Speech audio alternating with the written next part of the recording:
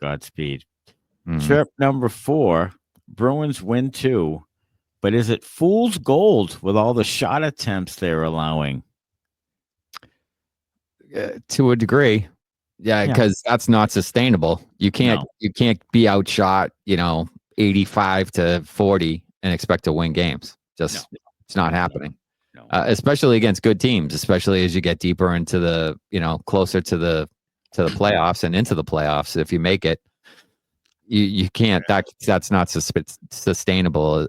Even with Swayman playing as well as he is right now, you can't expect success. That many attempts, there's bound to be one that go off someone's ass, hits a stick in front, and goes in. Like there's too many things that can go wrong when you're giving up that many attempts.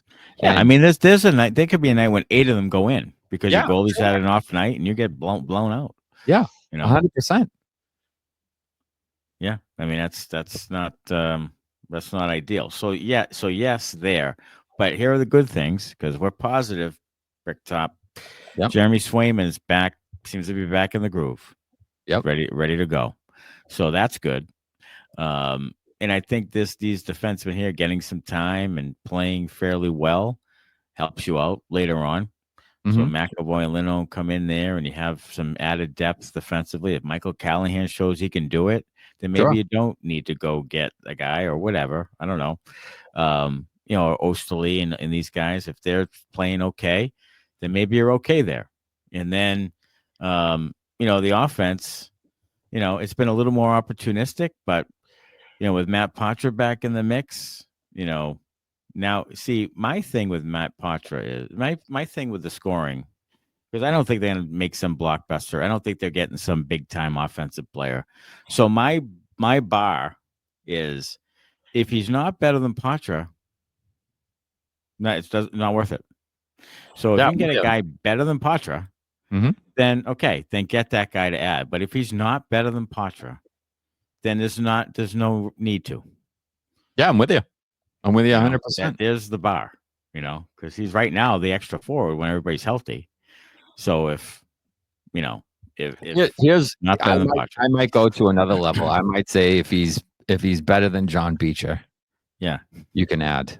You can add there because there'll be a bottom 6 ad. There'll be a bottom 6 ad. I mean, they have Kastelik's been dinged up, and now Koepke is dinged up. Yeah, and Beecher has not been that effective, so there'll probably be a bottom 6 ad. Yeah, I would imagine so. I mean, especially if Frederic goes. I mean, look, they love their depth forwards. They do. So that's what you're going to see. I mean, that's what you usually see from the Bruins at the deadline. A depth forward. I should go back to the deadlines and see, because I just feel like it's a bottom 6 in a depth defenseman like every year. Yeah, that's every what I'm single saying year. That's what they do. That's the MO at the trade deadline. Yeah. What bottom 6 forward can we get? What depth? Mike Mottos and all these guys that come in. Yeah. I mean, they've had a few years where they've went for it. Your Charlie Bertuzzi's and your Dmitry Orlovs. They went for it a few times. Rick Nash. They've done a few times, but most of the time it's your Rich Peverleys. Yeah, it's your like you said, the Mike Mottos and your. Well, I remember that year in 11 when they, obviously in 10 they could have won the cup if Krejci doesn't get hurt. Now in 11, they the expectation is that they could win the cup. And I remember that deadline when they got Peverley and Kelly and whoever the hell it was. Thomas Cavalli? And it might have been Cavalli too that year. Yeah, right. And I remember that at that deadline, people were like, "Are you kidding me? Like that's all they got was those 3 guys, and those 2 of those guys played a pivotal role." Absolutely. That was really kind of a masterclass on what you needed and what you got to help you win the cup. It really was. I mean, it was a really savvy. And Caberlet wasn't what they thought he was, but the other 2 guys. Yeah. I don't know. Was it Caberlet in 11? No, Caberlet was 13. Yeah. Was 13. No, Caberlet was the same year. He was in 2011? Yes.